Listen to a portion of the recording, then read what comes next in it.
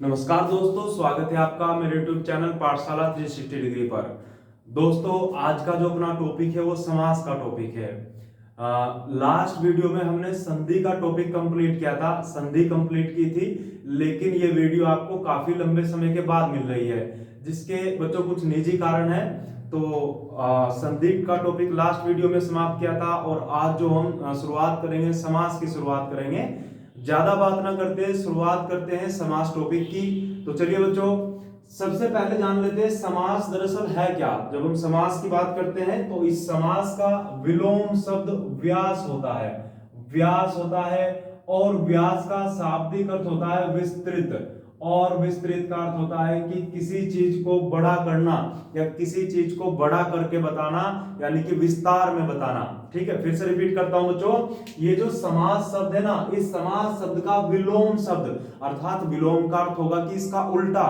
तो समास का विलोम शब्द होता है व्यास, और व्यास का शाब्दिक अर्थ होता है विस्तृत, मतलब बड़ा करके लिखना। और विस्तृत के अगर हम विलोम शब्द की बात करेंगे तो विस्तृत का विलोम शब्द होगा बच्चों संक्षिप्त। संक्षिप्त यानी अगर हम बात करें तो इस समास का शाब्दिक अर्थ क्या हो जाएगा, संक्षिप्त, मतलब छोटा करके लिखना। समास का शाब्दिक अर्थ होगा छोटा करके लिखना, अर्थात संक्षिप्त करना किसी चीज को। दरअसल बच्चों समझते हैं समास की आवश्यकता क्यों पड़ती है। भाषा में ऐसे वाक्य जिनको छोटा करके बोलना हो तो समास रूप में बोल दिए जाते हैं। जैसे उदाहरण के तौर पर यहां मैं आपको बच्चों दिखाऊंगा, जैसे समास के उदाहरण के तौर पर यहां मैं आपको दिखाऊंगा राजा की सभा। एक शब्द आप देख रहे हो राज्यसभा, और इस राज्यसभा को बोला जाएगा राजा की सभा। तो अर्थात पहले राज्यसभा नहीं, पहले होगा राजा की सभा। और इस राजा की सभा को छोटा करके लिखने के लिए शब्द प्रयोग करते हैं राज्यसभा। तो यही कहलाता है समास। अर्थात समय बचाने के लिए या भाषा को सुगम बनाने के लिए शब्दों को छोटा करके लिखना, एक बड़ी बात को कम शब्दों में या एक शब्द में खत्म करना ही क्या कहलाएगा, आपका समास कहलाएगा। तो मुझे उम्मीद है समास आप समझ पाए होंगे। अगर दो शब्दों में बात करें समास क्या होगा, तो आप याद रखोगे समास का अर्थ होगा संक्षिप्त करना या छोटा करना। तो चलिए शुरुआत करते हैं समास की। जब समास की बच्चों शुरुआत करते हैं तो सबसे पहले देखते हैं समास जो है वो दो शब्दों से मिलकर बना है, सम धन आस। समास आपका दो शब्दों से मिलकर बना है, सम धन आस। इस सम का अर्थ होता है समान, और आस का अर्थ होता है बैठाना या पास लाना। अर्थात इसके शाब्दिक अर्थ जब निकालने की हम कोशिश करेंगे तो समान रूप से पास लाना, समान रूप से पास लाना। ठीक है, अब उसके बाद आगे बढ़ते हैं बच्चों। उसके बाद हम देखते हैं समास की परिभाषा क्या होगी। तो समास की परिभाषा होगी, दो सार्थक शब्दों के मेल को समास कहते हैं। यहां दो सार्थक शब्द होंगे। सबसे पहले तो शब्द दो प्रकार के होते हैं, सार्थक व निरर्थक। तो ये दो सार्थक शब्दों का मेल होगा।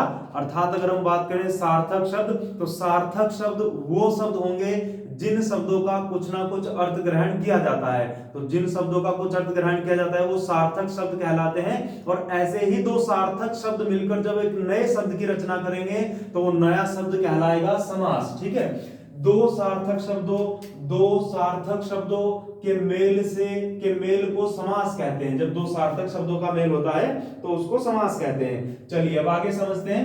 या दूसरी परिभाषा क्या हो सकती है, दो पद मिलकर संक्षिप्त रूप धारण कर लेते हैं, संक्षिप्त रूप धारण कर लेते हैं। यही चीज मैंने आपको यहां समझाई है कि जब दो पद मिलकर संक्षिप्त रूप मतलब छोटा रूप धारण कर लें और अर्थ वही देते हो तो वो कहलाएगा बच्चों क्या, आपका समास कहलाएगा। मुझे उम्मीद है समास की परिभाषा आपकी समझ में आई होगी। चलिए आगे बढ़ते हैं। इसी क्रम में आगे बढ़ते देखते हैं। दरअसल इससे पहले जो हमने टॉपिक पढ़ा है वो संधि नाम का टॉपिक पढ़ा है, और अभी जो हम पढ़ रहे हैं वो समास नाम का टॉपिक पढ़ रहे हैं। तो क्या अंतर है संधि व समास में, जान लेते हैं एक बार कि संधि व समास में अंतर क्या होगा। देखिए बच्चों, जब हम बात करते हैं समास की तो समास दो या दो से अधिक शब्दों का सार्थक मेल है। अर्थात हम कह सकते हैं ये शब्दों का सार्थक मेल है। किसका, शब्दों का सार्थक मेल। और जब हम बात करते हैं संधि की तो संधि बच्चों दो वर्णों का मेल होता है। किसका मेल होता है, दो वर्णों का। हालांकि दो वर्णों के माध्यम से मेल शब्दों का ही होगा, लेकिन यहां जो विकार होगा वो वर्णों के कारण होगा। वर्णों के कारण विकार होने के कारण दो शब्द आपस में मिलते हैं तो संधि होगी, और जब प्रत्यक्ष रूप से दो शब्द ही आपस में मिलते हैं तो समास होगा। और ठीक है, समझिए अंतर को। समास की बात करें तो जब दो शब्द आपस में मिलते हैं तो समास होगा, और जब दो वर्णों के विकार से शब्द आपस में मिलते हैं तो संधि होगी। मुझे उम्मीद है आप समास व संधि में अंतर स्पष्ट कर पाए होंगे।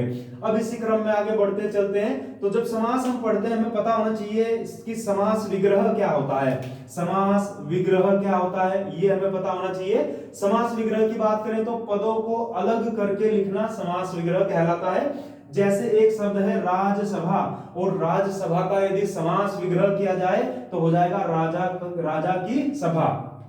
अर्थात जो एक शब्द आपको दिया होगा, जो एक संक्षिप्त रूप आपको दिया होगा, उस संक्षिप्त रूप का विस्तृत रूप लिखना, उस संक्षिप्त रूप को फैलाकर लिखना क्या कहलाएगा? समास कहलाएगा। ठीक है, तो ये जो राजसभा शब्द है इसका जो समास विग्रह होगा वो राजा की सभा होगा। चलिए बच्चों, मुझे उम्मीद है समास विग्रह आप समझ पाए होंगे। आगे बढ़ते हैं, आगे बात करते हैं समास करना। एक तो समास विग्रह होगा, फिर उसके बाद होगा समास करना, कि समास कैसे कर रहे होंगे। हमने देखा कि एक जो संक्षिप्त रूप था उस संक्षिप्त रूप का जो विस्तृत रूप लिखा है उसी को फिर से संक्षिप्त बनाना समास करना कहलाएगा। जैसे आप देख रहे हो, यहां एक वाक्य आप देख रहे हो, देश का भक्त, देश का भक्त, और इसके लिए यदि एक शब्द प्रयोग करें तो ये होगा देशभक्त। अर्थात ये विस्तृत रूप है, ये एक बड़ा रूप है, और इस बड़े रूप को जब छोटा करके लिखा गया तो ये क्या कहलाया? आपका समास कहलाया। ठीक है, देश का भक्त, देशभक्त। मुझे उम्मीद है बच्चों इतना आप समझ पाए होंगे। एक बार रिपीट करते हैं। हमने शुरुआत की समास से। समास का विलोम शब्द होगा व्यास, और व्यास का शाब्दिक अर्थ होगा विस्तृत। वही विस्तृत का विलोम होगा संक्षिप्त, यानी अगर डायरेक्ट या प्रत्यक्ष रूप से बात करें तो समास का शाब्दिक अर्थ होगा संक्षिप्त करना, अर्थात एक बड़ी बात को छोटा करके लिखना समास कहलाएगा।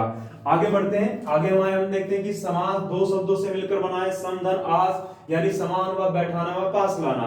अर्थात दो सार्थक शब्दों को पास लाकर एक साथ बनाना, संक्षिप्त रूप करना, ही क्या कहलाएगा? समास कहलाएगा।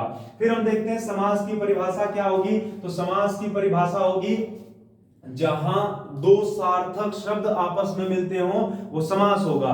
या दूसरी परिभाषा की हम बात करें, दूसरी परिभाषा की बात करें तो दूसरी परिभाषा होगी दो पद मिलकर संक्षिप्त रूप धारण कर लेते हैं।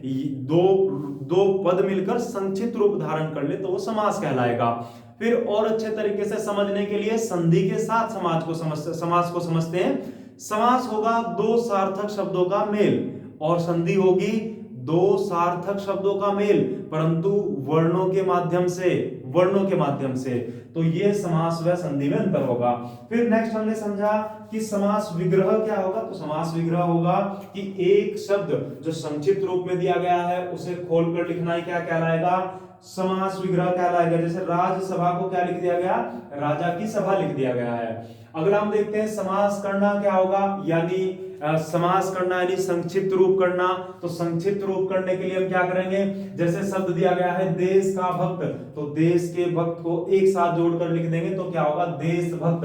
अर्थात विस्तृत रूप के लिए एक संक्षिप्त रूप में लिखना, एक विस्तृत रूप को एक संक्षिप्त रूप में लिखना क्या कहलाएगा? समास करना कहलाएगा।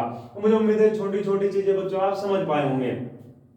अभी समास में आगे बढ़ते हैं, और आगे जब हम बढ़ते हैं तो समास के भेद की ओर बढ़ते हैं। देखिए समास के भेद की जब हम बात करते हैं तो समास के मुख्यतः 4 भेद होंगे, मुख्यतः 4, लेकिन जब कुल भेद की बात आएगी तो कुल भेद होंगे समास के 6। और इसे याद रखने के लिए इस प्रकार भी याद रख सकते हैं कि ध्वंदी अब तक। देखिए सबसे पहला आपको जो भेद है इस प्रकार आप याद कीजिए, ये आपको दिखाई दे रहा है ध्वन, तो इस ध्वन से होगा आपका द्वंद्व समास, इससे होगा आपका द्वंद्व समास। फिर ये दी जो दिखाई दे रहा है इससे होगा आपका द्विगु समास। फिर इस अ से होगा अव्ययी समास, और फिर इस ब से होगा बहुव्रीहि समास। फिर इस त से होगा तत्पुरुष समास, और इस क से होगा कर्मधारय समास। तो यदि आपको समास के भेद याद करने तो एक वाक्य याद कर लीजिए, ध्वंदी अब तक में ध्व यानी द्वंद्व समास, दी द्विगु समास, अव्ययी भाव बहुव्रीहि, त तत्पुरुष और क कर्मधारय समास। इस प्रकार आप इनको याद कर सकते हैं। फिर बात करते हैं समास के मुख्यतः भेद 4 हैं परंतु कुल भेद 6 हैं। तो ये जो मुख्यतः भेद है, मुख्यतः भेद 4 कौन से हैं? पहला मुख्यतः भेद होगा अव्ययी भाव समास, दूसरा होगा तत्पुरुष समास, और तीसरा होगा द्वंद्व समास, और चौथा होगा आपका बहुव्रीहि समास। तो जब आपसे बात की जाए कि समास के मुख्यतः भेद कितने हैं, तो अव्ययी भाव, तत्पुरुष, द्वंद्व व बहुव्रीहि समास समास के मुख्यतः भेद हैं। 2 समास के अन्य भेद होंगे जो कुल मिलाकर समास के कुल भेद 6 हो जाएंगे।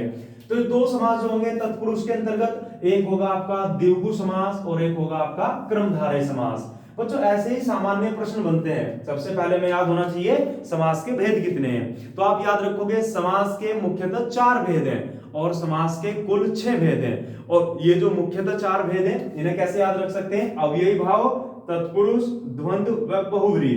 2 समास, 2 भेद अन्य, तत्पुरुष के अंतर्गत द्विगु व कर्मधारय समास।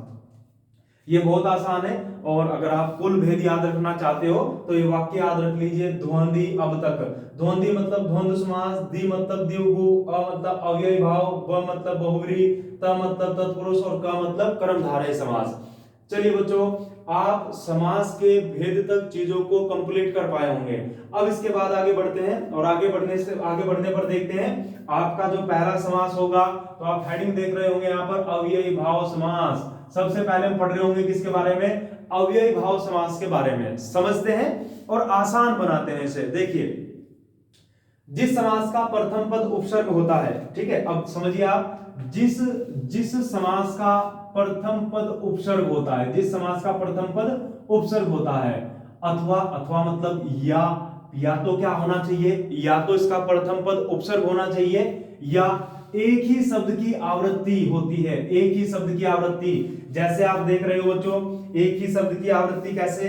हाथों हाथ, हाथों हाथ, एक बार हाथ फिर से हाथ। तो जब एक ही शब्द की आवृत्ति होगी बार बार तो समास होगा कौन सा? अव्ययी भाव समास। या दूसरा हम कह सकते हैं, जब बच्चों किसी शब्द में उपसर्ग लगा होगा। जैसे आप शब्द देखें निर्भय, ये निर्भय बच्चों, इस प्रकार हम लिखेंगे निर्भय शब्द, ठीक है। तो निर्भय शब्द में निर उपसर्ग है, तो जब किसी शब्द के शुरुआत में उपसर्ग लगा होगा वो भी उदाहरण होगा अव्ययी भाव समास का, ठीक है। चलिए मैं आपको बताने की कोशिश करता हूं। आप अव्ययी भाव समास याद रखने के लिए 2 चीजें याद रखिए।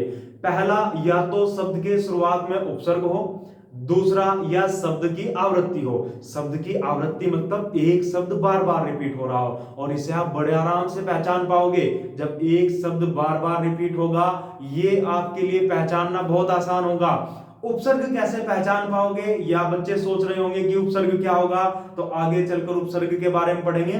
दरअसल उपसर्ग एक शब्दांश है जो किसी शब्द की शुरुआत में लगता है। मैं आपको बता रहा हूं कि उपसर्ग एक शब्दांश मतलब शब्द का अंश है जो किसी शब्द की शुरुआत में लगकर उसका अर्थ बदलता है। जैसे ये मूल शब्द तो भय मतलब डर, और उससे पहले उपसर्ग लगा है निर, तो निर्धन भय से बन गया भय का विलोम शब्द निर्भय। जिस प्रकार आप देखते हो बच्चों, एक मूल शब्द आप देखते हो, जो मूल शब्द होता है हार, जो मूल शब्द होता है आपका हार, और हार के शुरुआत में जब हम उप लगा देते हैं तो बन जाता है उपहार। तो इसी प्रकार उपसर्ग से नए शब्द बनते हैं, ठीक है। आगे बढ़ते हैं, आप याद रखोगे अव्ययी भाव समास की 2 पहचान। पहला, या तो उपसर्ग लगा हो शुरुआत में या शब्द की आवृत्ति हो, इतना याद रख सकते हैं। अब इसके कुछ उदाहरण देखते हैं, और जब इसके उदाहरण देखते हैं तो बच्चों इसके भी 2 भेद होते हैं। अव्ययी भाव समास के भी 2 भेद होते हैं। पहला भेद अव्यय पद पूर्व समास, अव्यय पद पूर्व समास, और दूसरा भेद नाम पद पूर्व समास। तो एक होगा अव्यय पद पूर्व समास और एक होगा नाम पद पूर्व समास। अव्यय पद पूर्व समास में पहले उपसर्ग लगा होगा, और नाम पद पूर्व समास में या तो शब्द की आवृत्ति देख रहे होंगे या संज्ञा सर्वनाम विशेषण शब्दों की आवृत्ति। ऐसे याद रख सकते हो कि संज्ञा सर्वनाम या विशेषण शब्दों की आवृत्ति आप यहां देखते हो। चलिए शुरुआत करते हैं पहले शब्द से। शब्द है निर्भय। निर्भय शब्द का मूल शब्द भय है, इसमें निर उपसर्ग लगा है, तो निर्भय शब्द का अर्थ होगा बिना भय के। पहचान कैसे? पहचान होगी उपसर्ग से, और जब आप ये उपसर्ग नाम का टॉपिक पढ़ चुके होंगे तो ये चीज आपको बेहद आसान लगेगी, बेहद आसान। तो चलिए देखते हैं निर्भय। निर्भय का अर्थ होगा बिना भय के। फिर आप दूसरा शब्द देखते हो यथा कर्म। यथा कर्म मतलब ये जो यथा है इसका अर्थ होगा अनुसार, तो कर्म के अनुसार, यानी ये कर्म एक क्रम एक मूल शब्द है और उसमें यथा शब्द लगा हुआ है। फिर देखते हो भरसक। भरसक में यहाँ भर आप उपसर्ग के रूप में देख रहे हो और सक का अर्थ होता है शक्ति, तो इस शब्द का अर्थ हो जाएगा शक्ति से भरा हुआ। जिस प्रकार हम शब्द बोलते हैं भरपेट, भरपेट, भरसक, तो ये सारे के सारे शब्द में जब भर पहले लगता है, भर एक उपसर्ग है, भरपेट का मतलब होगा पेट से भरा हुआ। अधिक जब खाना खा लेते हैं वो वाली स्थिति बन जाती है भरपेट वाली। फिर देखते हो यथार्थ। यथार्थ में फिर से यथा और यहां से जो मूल शब्द निकलेगा वो निकलेगा अर्थ, तो इसका मतलब अनुसार है, तो अर्थ के अनुसार। देखिए शब्द आया यथा कर्म, यथा का मतलब अर्थ, यथार्थ, यथा का मतलब यथा का मतलब अनुसार, यहां भी यथा का मतलब अनुसार, तो ये हो जाएगा कर्म के अनुसार और ये हो जाएगा अर्थ के अनुसार। नेक्स्ट देखते हैं अनुचर। अनुचर, अनु का मतलब होगा पीछे और अनुचर मतलब हो जाएगा पीछे चलने वाला। तो ये जो चार उदाहरण आप देख रहे हो ये अव्यय पद पूर्व के देख रहे हो। इसके बाद चलते हैं नाम पद पूर्व की ओर। नाम पद पूर्व में आप याद रखते हो कि संज्ञा, सर्वनाम, विशेषण शब्दों की आवृत्ति मिलती है। यहाँ शब्द है बेचैन शब्द, और बेचैन शब्द का अर्थ क्या होगा? बिना चैन के, बिना चैन के, बिना किसी समय भी रुके। जो व्यक्ति किसी समय भी नहीं रुक सकता वो कहलाएगा बेचैन व्यक्ति। उसके बाद बच्चों प्रतिपल। प्रतिपल मतलब होगा प्रत्येक पल। जब आप प्रतिपल किसी के बारे में सोच रहे हो तो प्रत्येक पल, आप किसी भी स्थिति में हो, प्रत्येक पल जब आप सोच रहे हो वही क्या होगा? आपका प्रतिपल होगा। फिर होगा कानो कान। ये तो बेहद आसान, कानो कान, दो बार कान कान शब्द आवृत्ति हुई है, और कानो कान मतलब कान से कान। जब कोई बात कानो कान चलती चली जाए तो इस कान से उस कान। आगे बढ़िए, फिर एक उदाहरण देखते हैं हाथों हाथ। जैसे बोलते हैं कि कोई चीज हाथों हाथ बिक जाना, तो इसका मतलब होगा हाथ ही हाथ में, हाथ में ही चीज थी और हाथ में ही बिक गई, या हाथ से ही चली गई, हाथों हाथ चले जाना। नेक्स्ट बच्चों देखते हैं मरणोपरांत। मरणोपरांत इसका मतलब होगा मरने के उपरांत। कई बार आप देखते होंगे कुछ अवार्ड, कुछ पुरस्कार जो मरने के उपरांत दिए जाते हैं, जिन्हें कहा जाता है कि ये मरणोपरांत दिया गया है, तो वो क्या कहलाता है बच्चों? आपका मरणोपरांत कहलाता है। आज की जो इस वीडियो में हमने बात की है बच्चों, तो इस वीडियो में बात की है समास टॉपिक की। समास टॉपिक में पहले समास को समझा, फिर समास की परिभाषा, फिर समास विग्रह क्या होगा, फिर समास करना यानी शब्द का समास करना क्या होगा, फिर समास के भेद जो मुख्यतः 4 और कुल भेद 6 हैं, और उसके बाद इनमें से एक भेद को हमने कंप्लीट किया है जो अव्ययी भाव समास है। अगली जो वीडियो होगी, अगली वीडियो में हम तत्पुरुष समास की बात करेंगे, या इनमें से जो अगले बचे 5 भेद हैं किन्हीं 2 या किन्हीं 3 भेद को कंप्लीट करेंगे। समास के टॉपिक पर कुल आपको 3 वीडियो बच्चों देखने को मिलेगी। और अभी दोबारा हम शुरुआत कर रहे थे, दोबारा सिर्फ हिंदी की वीडियो ही नहीं, साथ साथ में आपकी सामान्य अध्ययन से संबंधित वीडियो भी आपको देखने को मिलेगी। चलिए बच्चों, आज की वीडियो में इतना ही, मिलते हैं नेक्स्ट वीडियो में।